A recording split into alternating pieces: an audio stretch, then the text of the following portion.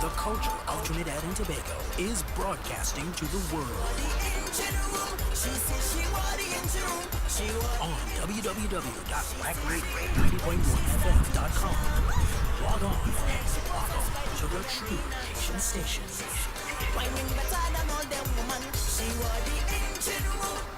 Hi, I'm Marsha. And I'm Aaron. Inviting you to join us every Tuesday from 7 to 8 p.m. Inside the ladies' room. Come talk with us, laugh with us. Put Marsha in the hot seat. Challenge Aaron. Not at all. So join us every Tuesday right here on your Culture Crazy Radio. WAC 90.1 FM. This is for my sisters. My sisters.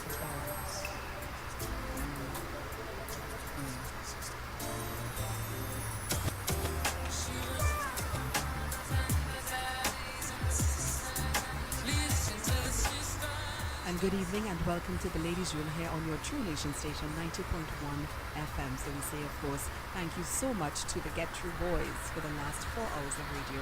And every week I say they do it in such fine style. I mean, 4 hours, whoa, hand it to you guys, thumbs up. To all of you on the dial 90.1 FM and those of you on the World Wide Web, www.wackradio901fm.com. Our shoutbox always there with us. And Aaron will finish me off. Those nothing bad at tune and app as well as the radio. Now, just to remind you, last week we had psychology lecturer Bakari with us. And we promised you that this week he'll be back. And, you know, this week I'm looking forward to this program. And not only because I have a lady joining us in the ladies' room today, so I have a companion, but because of the topic. And we touched on it probably, I think, sometime last year. And we have the expert in the room with us this evening to help us to understand. And, you know, from time to time we may have our down days and, you know, you just don't feel yourself, you're a little bit lethargic or whatever it may be, the memories, the thoughts, etc. But sometimes there's a point where you realize that, listen, time is passing, I'm not feeling any better, what is happening to me? We do have our blue days, but if those days continue for too long, then something is wrong. Today we're going to talk about depression and we're going to talk about suicide, and it can affect anyone, or so we'll find out today. So whether it's a teenager, whether it's a college student, it's people in general, the elderly, whatever it may be, there are people out there that are struggling with depression and even having suicidal thoughts. And we are here this evening to let you know that there are options, there's reassurance, there's hope, and of course there's help.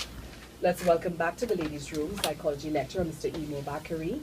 And joining us for the first time, we have Kelly McFarlane, and she's a clinical psychologist, an organizational psychologist, a performance coach and trainer, and she works with depression in her private practice. She has studied in the US, the UK, and of course here in TNT.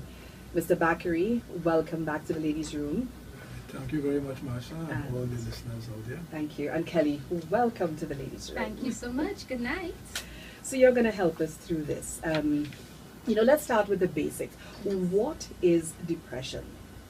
Well, depression is a symptom of a mood disorder that generally relates to pervasively low mood and other symptoms such as irritability, changes in your sleep. You may either sleep too much or sleep too little, changes in your appetite, eat too much or eat too little. And it has its bases in the brain, you know, yes. It's brain based as well as cognitive and just emotionally based, you know. It affects over 350 million people worldwide. It's the most prevalent psychiatric diagnosis in the world currently. It affects 1 in every 4 people. That's 25% of the population. Wow. So 1 in every 4 people that you meet or you see, yes, would or have experienced some level of depression. Right? So there are 5 of us here.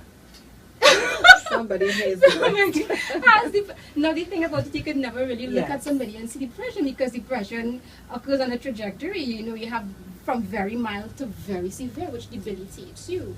All right, and as a matter of fact, the World Health Organization has ranked depression as the most debilitating disorder now. It has surpassed HIV, it has surpassed malaria and other disorders. So it is extremely important to discuss when we're talking about mental health. It affects us in our work lives, our personal lives, our social lives, yeah. Let's break it down a little bit. Now, we all have our days when you get up and it's just not your day, you're just not feeling yourself. At what point in time do we check ourselves and say, listen, something is wrong? Or is it possible that the person themselves would really be able to pick up on that? Or is it that someone else has to observe? At what point? Well, both. Well, for starters, sometimes we do pick up on it, but we are in denial. And a lot of times people are in denial because of fear of stigma, you know. Yes, as you said, low mood, sadness, feeling irritable, upset about the pressures of life. Life is hard, we all get down and it's normal. But when that mood persists, let's say more times, you're down more times than not for 2 weeks or more, pervasively, and your ability to function in all the domains at work, with your family, socially, are affected, are severely affected, that's when it's really time. It's something more than just feeling a little down. You might be getting depression. And because depression is based in the brain as well, meaning that, let's say in the hippocampus, people who have depression, the hippocampus, which is the part of the brain that affects learning and emotions and memory, that part of the brain actually gets smaller in people with depression, and the neurons continue to degenerate the longer that you have depression for. So that's why we always kind of push early intervention, so that you can start rebuilding those neurons and getting yourself back on track, because it does not get better if you ignore it. It gets worse. Great. Before we continue, just to let our listeners know that we will be opening our lines at 7:30. We're just using the first part of the program to get as much information out there as possible. Then we'll allow you the opportunity for questions, comments, etc. So thank you so much. Kelly, you mentioned the word denial earlier, and let's talk a little bit about that, because early intervention, as you said, is the key to getting help. And someone early stages of depression, and they go into denial. So that you're pretending nothing is wrong, and that cover that you put it on. You have been dealing with people in your private practice in terms of depression. Tell us a little bit about that. How do you tell? Because again, from the outside looking in, I may be looking at a loved one, and I think I am kind of in a situation like that where I really feel that this person is depressed. But that person is trying so hard to be normal. What can we do? How can we tell?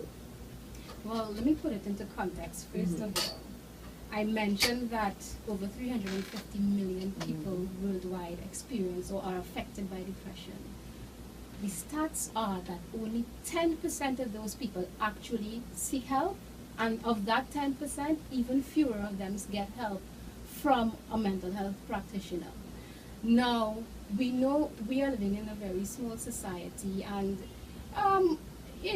some people feel like you go to a therapist and everybody will know your business. Can I trust a therapist? Sometimes people have these worries. A lot of times, also according to the research, a lot of times people wait for years. They spend years with depression before they actually get help. If you do recognize that somebody seems to be, you see changes in their personality, they seem really down, they're not actually functioning the way they used to function in work, presenteeism, absenteeism, missing work a lot, the physiological symptoms of depression, like lots of headaches, shoulder pains, back pain, talk about it. Tell them what you've been noticing. And always, another thing that we always push, don't be afraid to talk about suicide, or to ask them if they've had thoughts of suicide. Once you determine that they really are experiencing some sort of emotional distress, sometimes that conversation makes them feel supported, helps them to get over the fear of stigma that is associated with seeking mental health treatment. And just having that support and somebody that understands to kind of normalize things for them, actually a lot of times help. You can't force anybody to get help, that's the thing, right? You really can't, but start the conversation. because a lot of there's too many. Trinidad and Tobago is the third highest in suicide in the Caribbean. What is happening? Somebody doesn't wake up happy one morning and decide, I'm just going to kill myself today. I mean, it could happen, but people don't really do that. So people are suffering, and stress. I mean, stress leads to suicide, and we know we are living in really stressful times, really hard times, economically, socially, you know. So my advice, first of all, is say what you notice. Have a conversation. What about children? Let's talk about children a little bit, because at the end of the day, you know, you walk around with this notion that children are always happy and they bounce back, and yet we're looking at it now, and you know, on the topic of suicide, and we'll get there fully into that a little bit later. You know, the age is coming, it's younger and younger. Yes. So therefore children too get depressed. And what are the telltale signs? Low mood, I guess, in teenagers, low self-esteem, reclusiveness. They want to be alone all the time. They seem sad, lack of concentration, unable to concentrate in school or to maintain focus. These are some of the telltale signs, you know. Just and again, irritability. Many of these signs that you would see in adults. And actually, as we're on that topic, there was a report by the Ministry of Health, I think it was in 2015, that 1 in every 4 high school child in Trinidad and Tobago has depression. That's alarming. We want to think, yes, children are so happy and they don't have a thing to worry about, but actually depression rates are highest in adolescents and old age, which are two really tough stages of life, both biologically and psychologically, you know, because you know the hormones that teenagers are experiencing that they're not really quite understanding sometimes, and so on, and they have a sort of, teenagers are generally, according to theory on development, generally egocentric. So something happens and they believe it's because they don't like me, or you don't understand me, you know, because they're just coming into forming their personality. Yes. That's how we develop, you know. So yes, definitely children, again, also have the conversation and look out for those telltale signs. Okay, and let's take it to the other extreme, because you mentioned the adolescents and the elderly.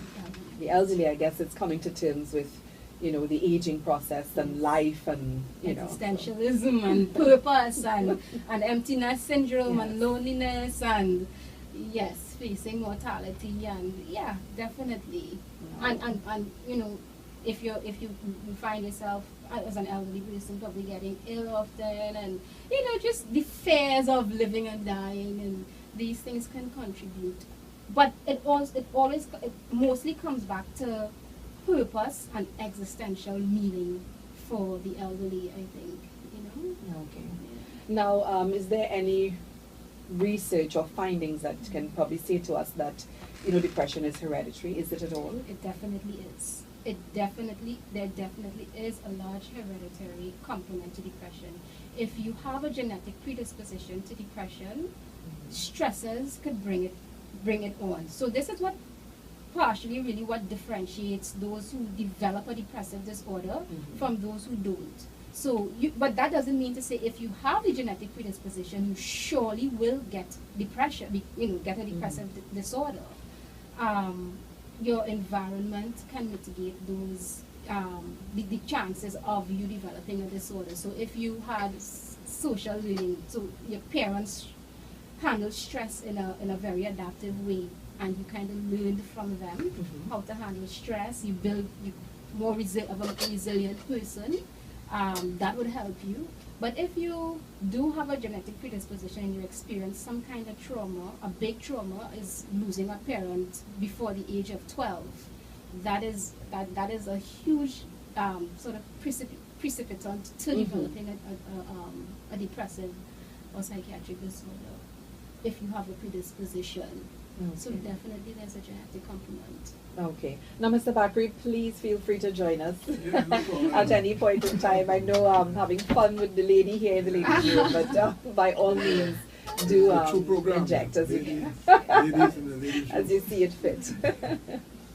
Now, I had a thought and it just popped out my head when it comes back in.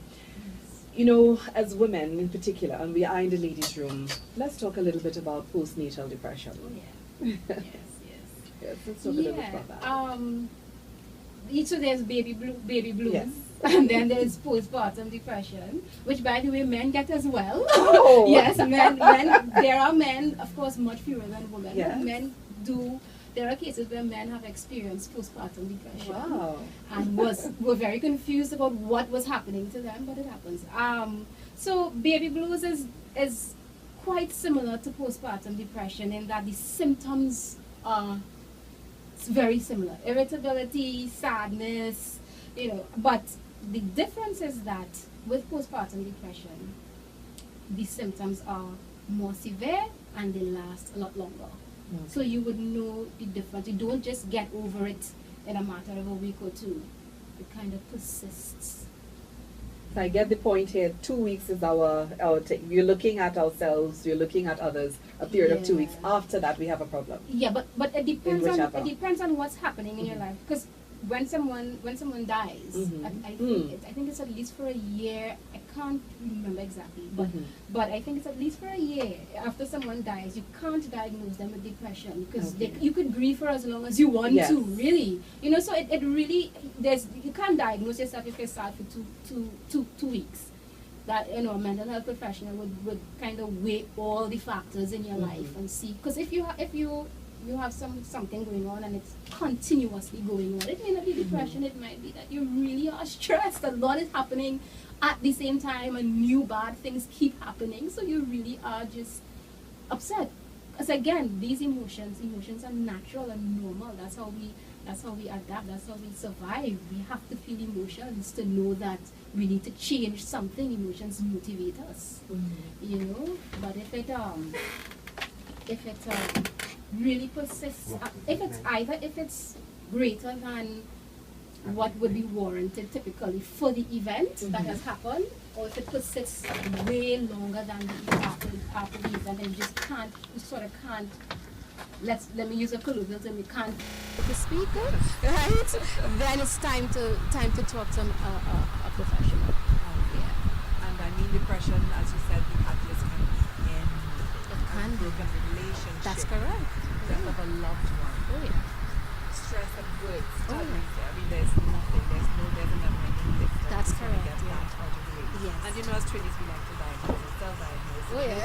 One looking sad today or tomorrow. That's it. Oh my goodness, you're depressed. You're depressed, yeah. Let's get you somewhere. Yes. Now, as a psychologist, something we've always said in the ladies' room is just that as we take care of other parts of our bodies, we go get your hair done, we get your nails done, there's absolutely nothing wrong with having sessions with a psychologist or a counselor. That's a natural part of your health, and tell us if you're correct.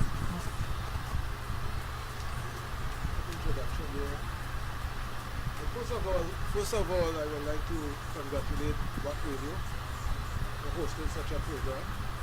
I want to suggest that Back Radio takes a leading role in having such discussion, because when we talk about mental health and depression, it's indeed all of our business.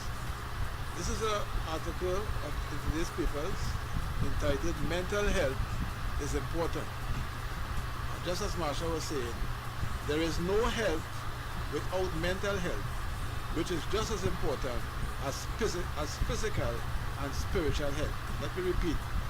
There is no health without mental health, which is just as important as physical and spiritual health. As Kelly was stating a while ago, the number of persons affected, it runs into millions, and in our part of the world, according to Dr. Gandhi from PAHO, as many as 50 million persons are affected, which represents 5% of the population. So this topic of depression is important to all of us. When we look at today's editorial in The Guardian, and when we consider the kind of pressures that we are facing today in Trinidad and Tobago, many citizens may be slipping into a depressive mode. At the beginning of the editorial reads as follows: there's a growing sense of pessimism and despondency permeating all walks of life and every corner of the country. This is not surprising. Our economy is heading to the rocks. whilst our political and civil leadership is either absent or adding to the problems. So the point being made by these two articles here is that we all got to be concerned, we got to recognize the signs, we got to provide the supporting mechanism, and we got to be conscious of what we are looking for.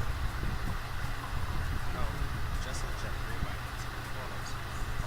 Just have a hotline number to use.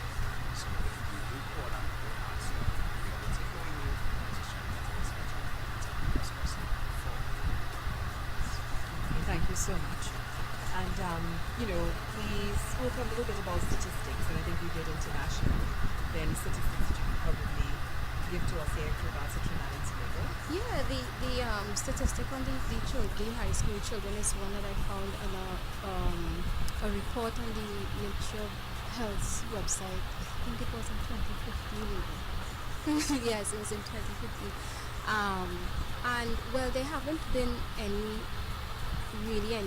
population studies specific to Trinidad and Tobago, but that is 1 in 4 is the rate globally. That is how, because when you really measure how depression develops or it occurs, the genetic predisposition, yes, but the stress levels and so that is what even the WHO, World Health Organization, kind of predicts that is the case within Trinidad and Tobago in the West Africa. Now, again, it's a topic, not a topic, but an issue. I just want to raise it here and get your take on it, because you listen now to people talking and people seem to miss the good old days. The days when the village raised the children, as we say. And, they'll tell you, in my grandparents, nothing stressed them out. They were happy and, and people stayed married and all of these different things. And, it begs the question of, is it the pressures of day-to-day living, what is happening in our society now? And again, you see and treat with these people on a daily basis. Leading from last week's program into now, just to wrap in terms of what's happening in our economy, our society, have you noticed at all in your private practice an increase in terms of the cases of depression and so on, just coming from the burdens of day-to-day life? In terms of society, the way that society is. In most of my cases, in my experience, depression, by the time the person gets to the counselor's office, there are a number of experiences that they've had even from childhood. Even from childhood. I lost my train of thought. I was going somewhere with this. But yeah, so as I said, you have the genetic predisposition. First of all, most of my clients do have a family member who has had some sort of mood disorder or some other psychiatric disorder, right? But other than that, trauma brings it on. Just like life experiences, one bad thing after the other brings it on. I won't say that I've seen a specific noticeable increase, but definitely life experiences do. But we all have negative life experiences, that's the thing. So we can't really just pin it on the fact that I've had all these negative life experiences. With depression, you really have to look at the whole picture. Right? Why are some people more? Why is resilience easier to harness in some people than others? And again, it's not because I'm not more resilient because I'm genetically developed differently from you. Right? We may have the same predispositions to mental health problems, but maybe my background was different. Maybe some experience I had was different. Maybe the trauma that I had, the support I got after my trauma was different from the support that you got or didn't get after your trauma. There's a lot of things that comes into play to really to diagnose somebody with depression before you get to that. Perfectly said. As we have a saying here, you got some total of your experiences. Yeah. It's going to add that the cognitive style of the person. Some persons tend to view the world from a very negative window. So that in itself, they tend to track along the line where they will feel depressed when events happen. Let's talk a little bit about that support, because again, sometimes typical everyday family, the person exhibiting these signs of depression and whatnot, and we're quick to jump in there like, oh, that's you just shaking off. Let's talk a little bit about value of that support and how can we best support our loved ones going through depression?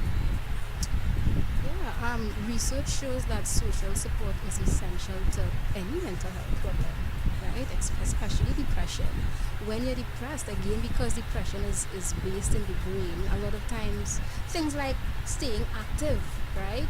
Or talking, just simply talking, having somebody to bounce ideas off of feelings off of is very therapeutic and could really, really help. And when you're depressed, your brain is tricked into feeling that you don't have the energy for these things, you can't bear it, so sometimes you just have to really be annoying and really just give people their space, but still, try to have that time with them, to talk to them, just to get them to, because sometimes when you talk, you start rationalizing things, and then you start realizing, okay, maybe I can't talk, maybe I do have a little bit of energy left, maybe I can't do this.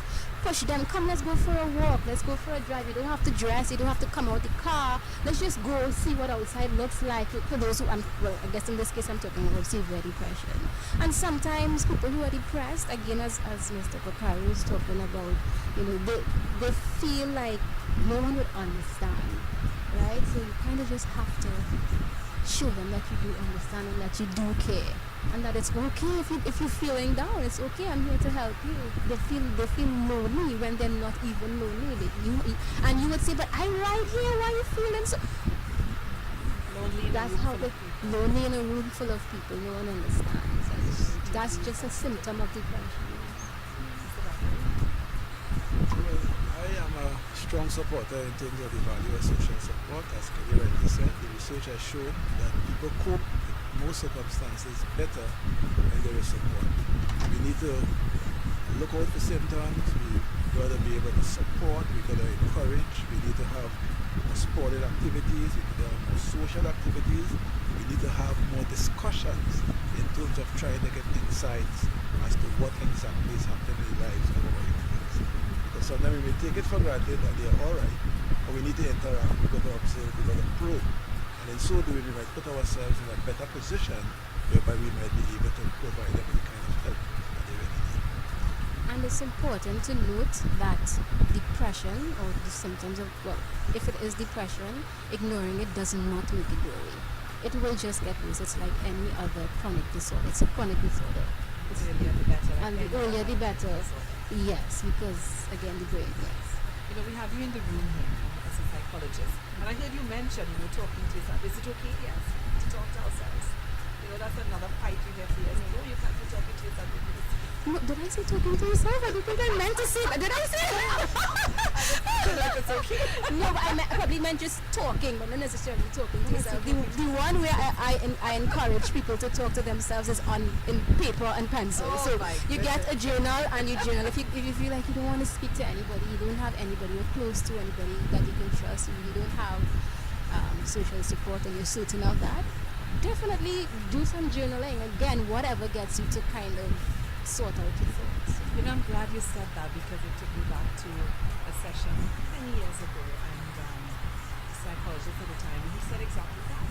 He said, sit down and write all the things that you want to get off your chest, and you want to say something to someone, your boss, whoever it may be, and you cannot do it. You write it, and then I remember him taking us through the session. He's like, go to the sink and put it in something and light it up and say, burn you, and make the boboli and beat it, and say that, get everything out. And there's nothing wrong with that. And sometimes crying it out and all that. Definitely. But at the end of the day, the driving message from our clinical psychologist here is early detection, like any other disorder. Early detection. And it's about that time here at 7:30, and I know the line was lighting up. So here what guys, it's 7:30, the lines are now officially open. 652-4901. I've been here. 652-4901. Or Good morning, 786-292-2789. And we have our first call on the line. good evening, you're live in the ladies' room. Good night to you. Very good program. Thank you. Welcome. Now, you see, this thing is very, very serious.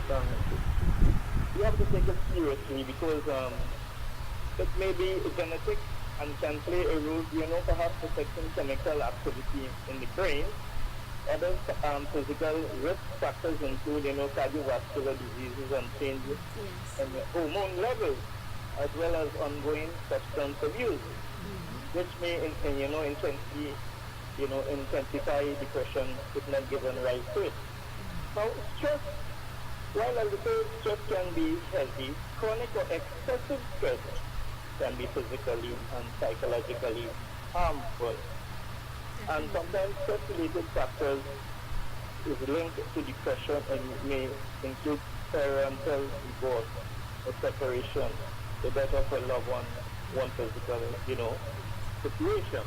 But then again, parents can help a lot because teens, tend to express, their depression in ways different from those of adults.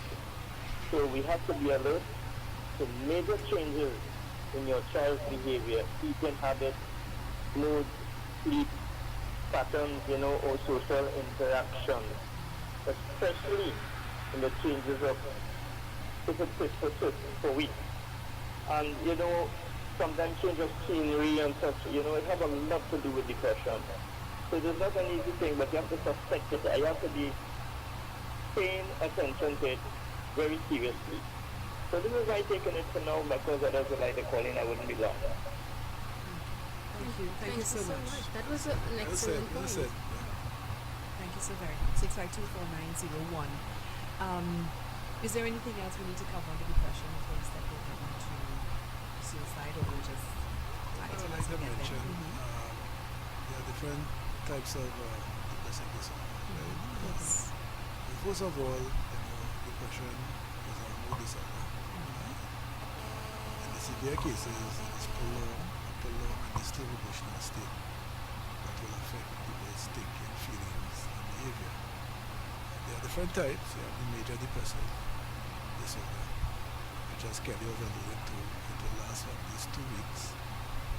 People have no interest in anything, don't get pleasure in anything, be affected in terms of lack of sleep, eating, thinking, suicidal ideation, sense of worthlessness, etc. And they must at least display about 4 symptoms in terms of having some idea that it may be such a disorder. And there's bipolar disorder, where there is the highs and the lows that will last at least for a week, and people must display at least 3 symptoms that may include, high self-esteem, rapid speaking, mania, distorted thinking, pursuing pleasure. The manic aspect. Right? Feels, So these are things people should be aware of in terms of, and then the stemming disorder will last chronically, but not continuously, but for at least 2 years. Let's just take another call before we continue. Good evening, you're live in the ladies' room. Good evening, Marsha. Good evening. How are you? Oh, great. That's good. Hello, Aaron.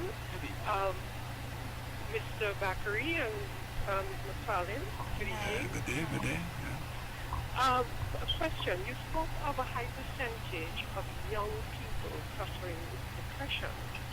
Now, would you advocate for using psychotherapy with young people versus treating depression with medication?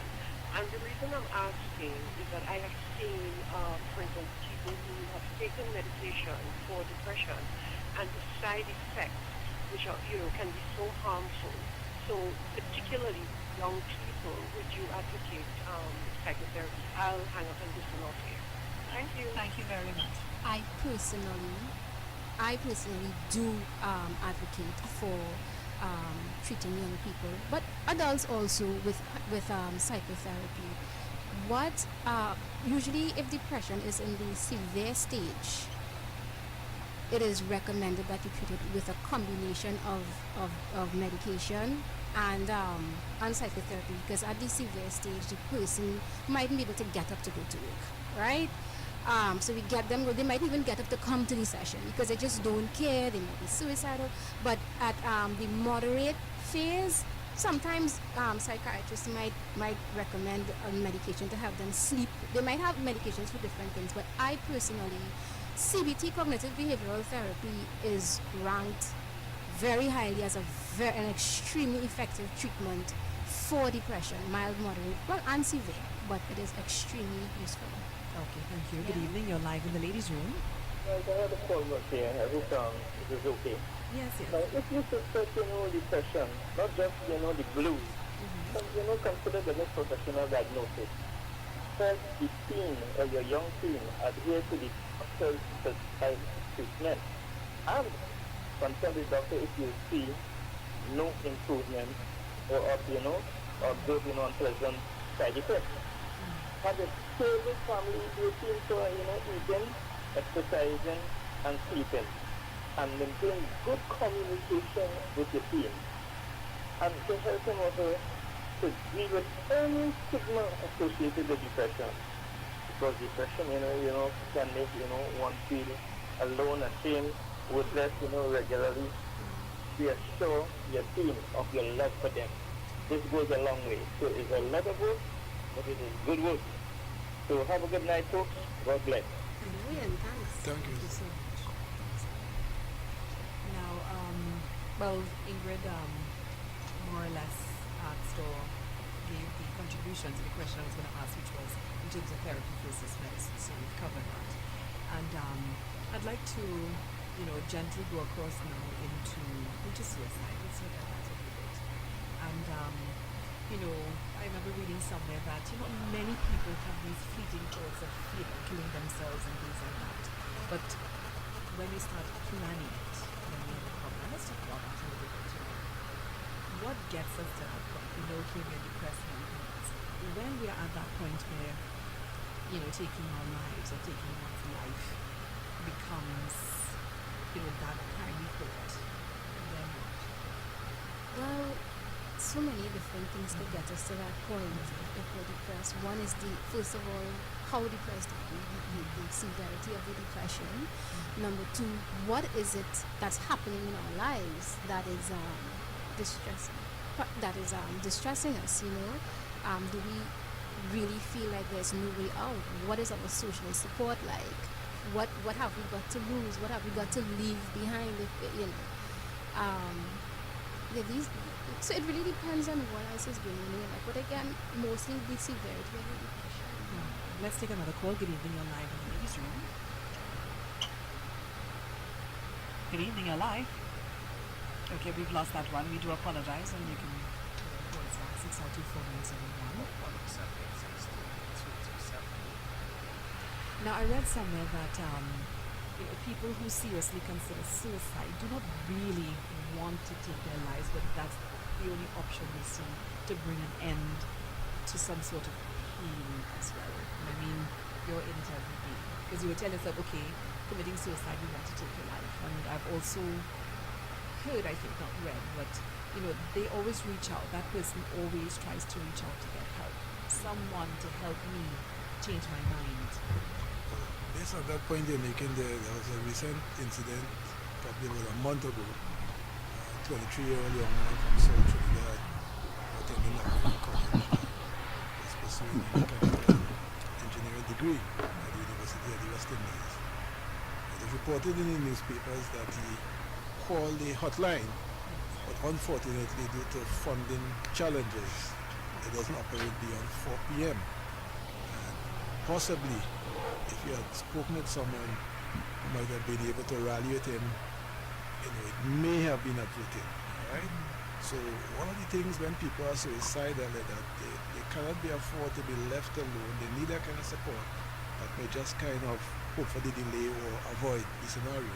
It's not a guarantee, but it's really tragic when you heard how his schoolmates spoke about his talent and the fact that he reached out at that moment of desperation and he didn't get no kind of help at the point in time. Sadly, he committed suicide. I think too, one point I forgot to make is now, sometimes it depends on the reason somebody wants to commit suicide. Yes, like you said, some people do want to commit suicide because they feel like there's no way out or something, right? Or But then some people actually, again, for existential reason, some people actually just don't understand the purpose of life and don't think there's anything after this and just feel like it doesn't make sense. Some people actually, have that kind of sort of thinking. And depression now worsens that. Well, I'm using the word worsens, but depression, makes that stand out more and makes it, when you're depressed now, it's like, oh, well, no, it's like, it's okay, fine, I'll just go. Now, I remember seeing somewhere, that anytime someone talks about it, makes a joke about it, anything at all to do with taking their lives, it must be taken seriously. Yes. And I remember, I think probably about 12, 15 years ago, there was a young lady that worked with me, a young lady as in probably like 18. And she was so normal, normal. She did not seem as though anything was wrong. And I remember she was a youth leader at the time. And she had come up on her 18th birthday, and we got together as a group and we took her out to the club. And she was dancing, and she danced as though it was just freedom. And that young lady enjoyed herself to the point where I remember someone was saying, just leave her, let her enjoy herself. It's her birthday. And a week after that, was on vacation and I got a phone call that she had taken her life, and for some reason it was incomprehensible because there was nothing that we saw, not even a moment of sadness.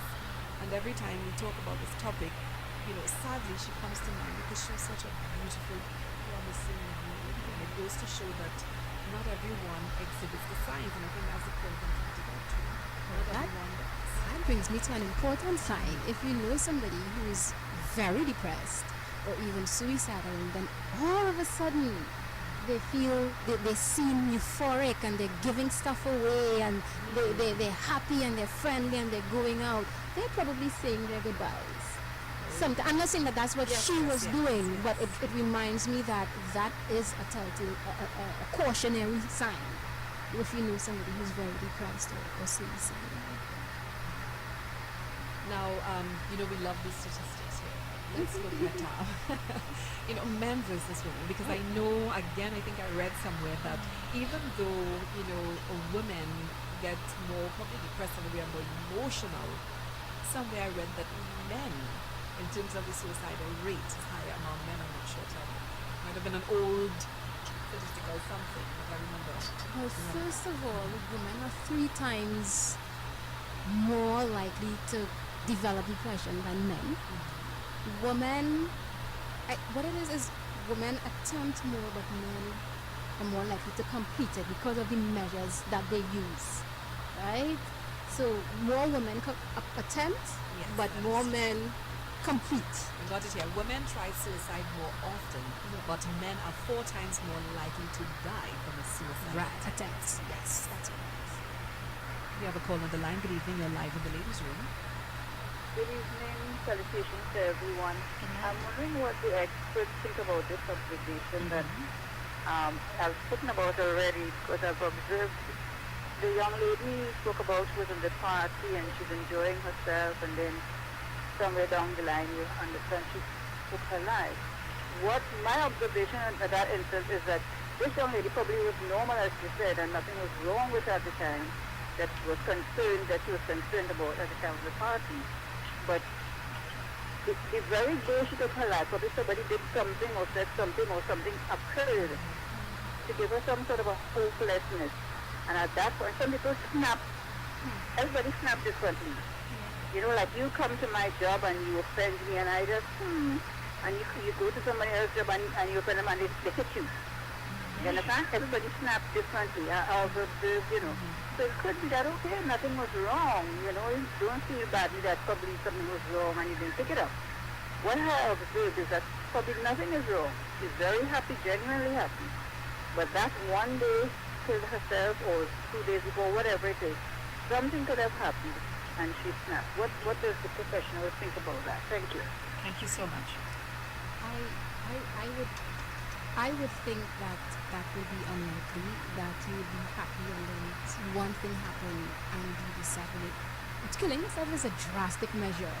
That's the end of the road. How do you go from 0 to 100?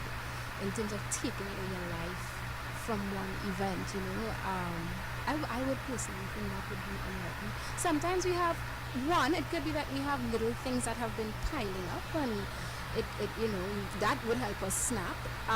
Or two, perhaps a lot of us wear masks. We said just now that 1 in 4 people have depression. How many rooms have you been in with hundreds of people and everybody looks, as we say, quote unquote normal, because what is normal? We don't know what normal is. But everybody looks happy or, normal, and you don't know what's happening to them when they go home. Or this might be the one time you saw them and the one time they've been out for the month. Or they're coming to it, like I said.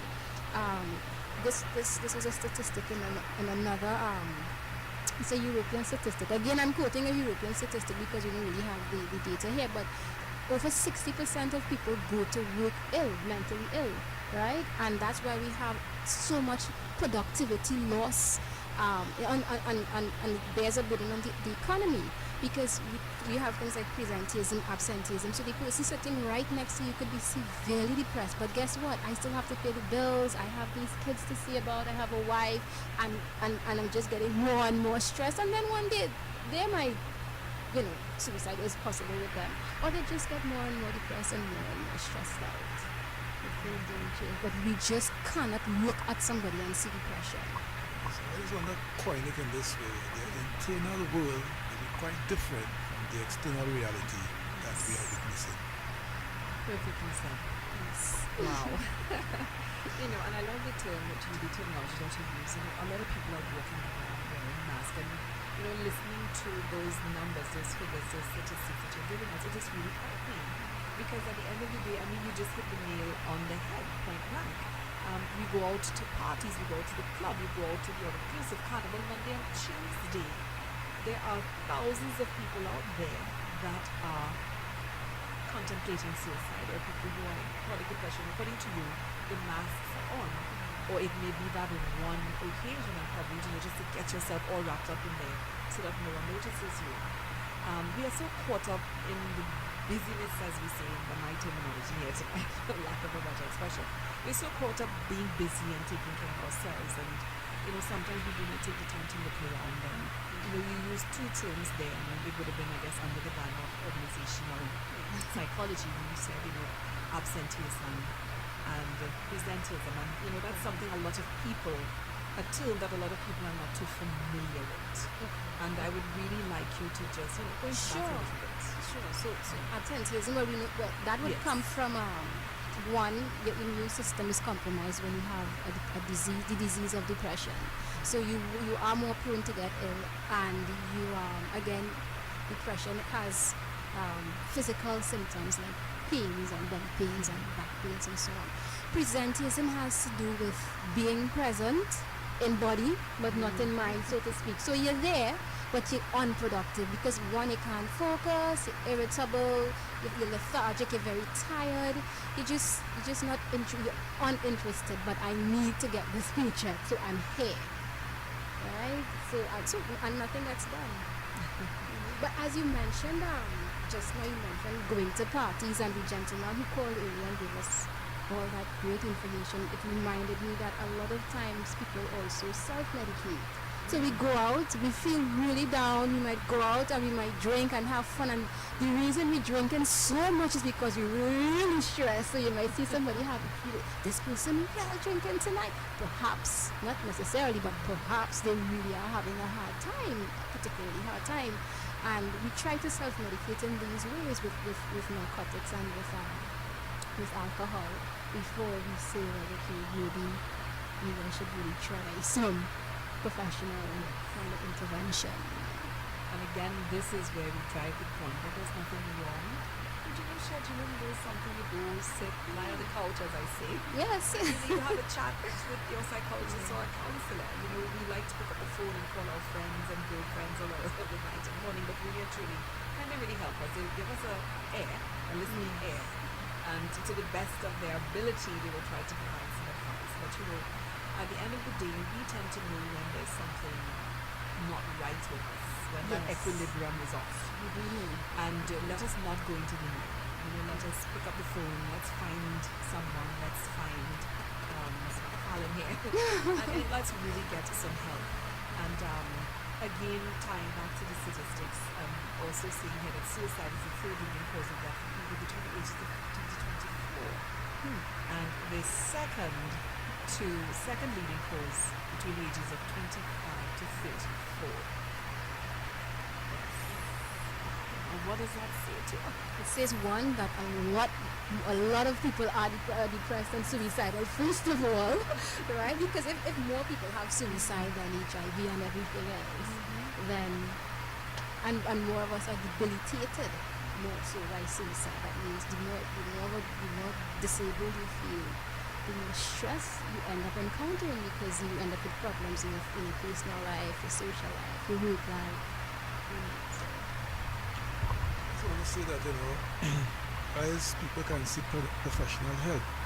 For example, if you look at the work situation, a supervisor and manager must not only be motivated to getting the targets met. It is critical that deeper relationships are formed with employees in a casual, informal way, where when that bond is developed, they may reveal a lot of stuff that normally will not be revealed. In other words, then, you could get information and insights that may point in a certain direction where you probably can refer them for help. But if that kind of information is not known and a mask is worn, the person may go down and everyone is surprised. So we cannot leave this task up to counselors and psychologists and psychiatrists alone, but every concerned citizen must be aware of what is involved and try to reach our young people to a greater degree, because they may be hurting, they may be stressed, they may be disappointed, but if you don't have a sense of that, you could really miss the boat. And to that end, we must talk about it. Make it normal. Because it is, if 1 in every 4 has it, it's normal, isn't it? It's normal to be depressed. We must talk about it. Two words, public awareness. To give it not just for that, especially for our young men. It's tradition and it's sadly becoming the norm that we train our sons and our daughters or even the fathers that whatever emotions you have, keep it inside. You're a man, you don't need to show emotion, you don't need to do those things. But we need to let it be known that men, we need to become more emotionally intelligent and become more aware and also show emotion more. Good evening, you're live in the ladies' room. Well said, Kieran. I had to really say that. I wish you were present tonight, and I would have seen to Kieran, please communicate with your children and have a good relationship with them, and they'll be able to outgrow you, because acting alive like someone and sometimes have to lie, and when they are alone, then they will tell it like committing suicide. Because some people, like the two people on the list, when they're in the crowd, they're happy to God, but when they are alone, you don't know what goes on with them, And we have to be mindful of this too, also with our children. Have a close relationship. Hey, let us go, let's do it today, what you can come in or something, but communication is good. Let us go for a little jog or a little walk. The love that we show goes a long way, and we'll be able to have a good relationship with them, they'll be able to be, but as I said, parents must be approachable. Good night. Thank you so very much. On that point of parents and children, again, it's general awareness, not just the public awareness, but the awareness of your loved one, changes in behavior, changes in mood. And, Mr. Bakari, I know you will agree with me here, the hard work of people like Mr. Carl and I that go out there and try to educate people, not just on depression, but mental health and mental disorder in general. I certainly agree, and I want to strongly suggest that WAC Radio, as I said in the beginning, becomes a leader in highlighting such issues, and that this program is not one in a million, but a continuation of many similar programs, because this type of education is very well save the lives of many citizens out there. So I want to suggest that you propose to management that this become a regular feature, especially given the kind of stresses that Yes. are in training individual. No, definitely. We look at it right within the ladies' room, right here. Hey, run up the quest now. Oh no! It's a very simple. I know. But the reality, I mean, we must face reality, and we like to keep it real here in the ladies' room. I know. Good And evening, it's you're live. treatable. Yes, best thing. Good evening, you're live in the ladies' room. Good evening, Marcia, and Good evening. welcome back. Thank you. I would like to congratulate your two guests. It was a wonderful show and very important information. Thank you. And to your psychologist, well said. I must give you some props. This is cheese. Thank you very much. Thank you. Thank you so much.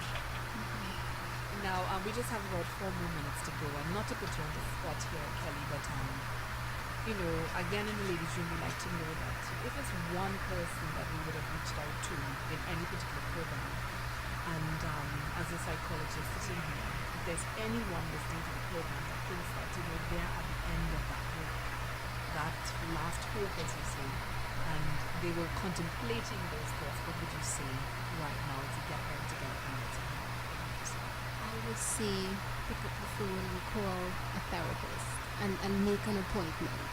Or talk to somebody that you really, really trust. Just talk to them, bounce the ideas off of them, tell them how you've been feeling. Just have the conversation. That would be the best start. Now, in true ladies' room style, we like to give our guests the opportunity to provide a closing statement. Well, I'd just like to remind you that depression is treatable and manageable, although it is chronic. And again, early intervention is key. And to getting your life back together, and you can live a very healthy, happy life once it is managed. I think there's a song, I'm not too sure it's the name of the song. Reach out and touch somebody. We gotta all reach out and touch someone in the simplest of ways to the most complex of ways, but we need to do it in a consistent manner. We gotta listen more, we gotta talk more, we gotta play more, and we really gotta develop the relationships that can give us the kind of information that we can move forward to save lives. We really do hope that we'll be back sometime in the near future to continue this program. Thank you very much. Quite welcome, Aaron. Any closing statement from you? Again, this is a field that is close to you as well, so I know it's a bit emotional for you as well. From my end, as I said, you know, my friends, actually smaller than me, but you know, there's always help, and I think for me, with the young lady I mentioned, when the news came to me that day, the sun was brighter than it had ever been. And all I thought of was, you're missing this, you could have been in this day with all of us. You know, and as Kelly said, pick up the phone or talk to a friend, talk to someone, I need help, something is wrong, can I help you? Because not everyone will have ready access to some sort of a counselor. I just want to say one more thing. Your mental health is your most valuable asset. So the same way you would go to the doctor if you hurt your leg, believe me, there's no health, as Mr. Bakari said earlier, there's no life without mental health. None. Thank you so much.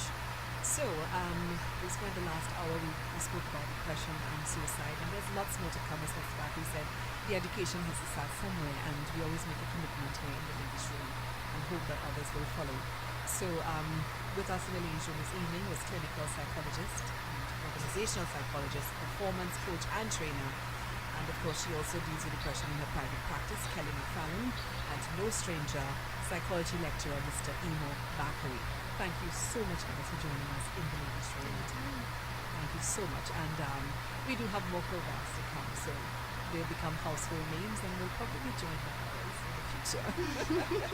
Thanks to all of you that listened, everyone that called in. If you had joined us for the first time, thank you so much, and we hope that you stay with us. Those of you returning from your wonderful Easter vacation, you are one of them. Yes. Welcome back. Welcome back. So from all of us in the ladies' room, we say thank you and good night. Next. Flex. Boy, flex. With 2 X. What's that? Oh my. Yes, the naughty boy. Oh, let me read his t-shirt. Up next, Flex, the man, the myth, the legend. Flex. with 2 X. You cousins 3 times. Good night.